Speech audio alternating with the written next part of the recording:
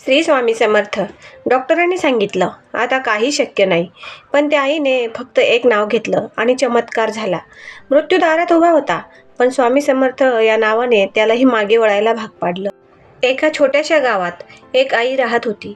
तिचं आयुष्य खूप साधं, खूप प्रेमाने भरलेलं. तिच्यासाठी तिचा मुलगा म्हणजे तिचं सगळं जग होतं. त्याच्या एका हसण्यावर ती सगळं दुःख विसरायची. पण आयुष्य नेहमी सारखं राहत नाही. एक दिवस तिच्या मुलाला अचानक जोराचा ताप आला. सुरुवातीला तिला वाटलं साधा ताप असेल, पण दिवसेंदिवस त्याची तब्येत खालावत गेली. ती घाबरली. त्याला लगेच हॉस्पिटलमध्ये घेऊन गेली. डॉक्टरांनी तपासणी केली आणि काही टेस्ट केल्या. रिपोर्ट आला आणि डॉक्टरांचा चेहरा गंभीर झाला. आईच्या मनात धडधड सुरू झाली.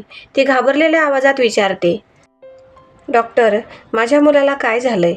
डॉक्टर थोडा वेळ शांत राहिले आणि मग हळू आवाजात म्हणाले, आम्ही प्रयत्न करतोय, पण स्थिती खूप गंभीर आहे.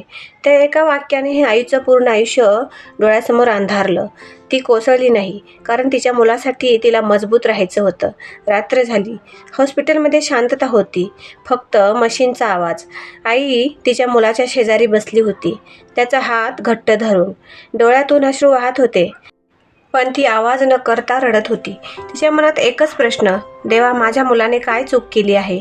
त्या क्षणी तिला तिच्या आजीचं एक वाक्य आठवलं, जेव्हा कोणी मदतीला नसतं तेव्हा स्वामी समर्थ असतात.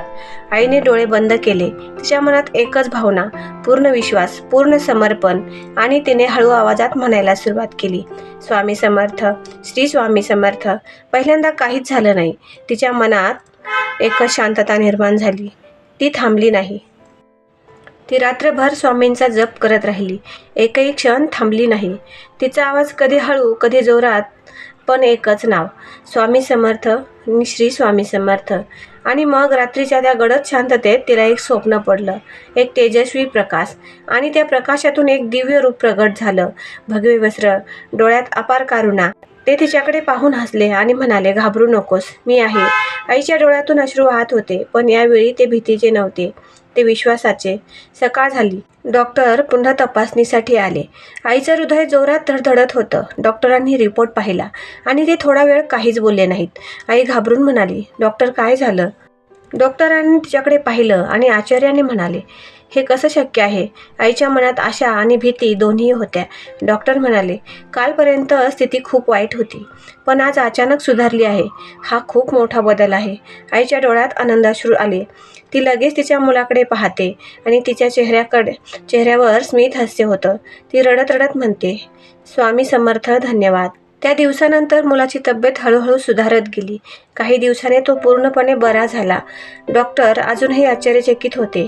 ते म्हणाले, हे वैद्यकीय शास्त्राच्या पलीकडेच आहे. आई फक्त हसली, कारण तिला उत्तर माहीत होतं. ती रोज एकच नाव घ्यायची, श्री स्वामी समर्थ, श्री स्वामी समर्थ. जेव्हा सगळे मार्ग बंद होतात तेव्हा एकच मार्ग उरतो, विश्वासाचा. आणि जिथे विश्वास असतो तिथे स्वामी समर्थ स्वतः उभे असतात. श्री स्वामी समर्थ.